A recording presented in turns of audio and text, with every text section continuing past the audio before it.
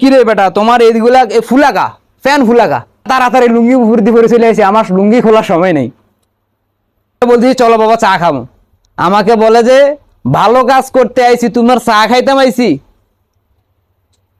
আমার চ্যানেলের জন্য যারা যারা কাজ করে আমার সাথে, একটা কর্মী বলেন আর যেটা বলেন, আমি কিন্তু কর্মী বলি না, আমি বলি যে আমার পার্টনার বলি।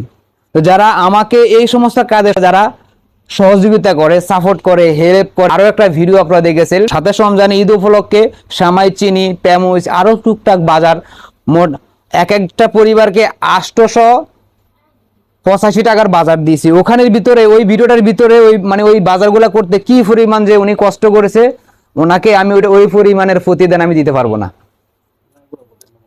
মানে কিভাবে মাথায় করে আনছে পেঁয়াজের বস্তা, মানে কিভাবে যে আনছে আমাকে ধরতেও দেয় না।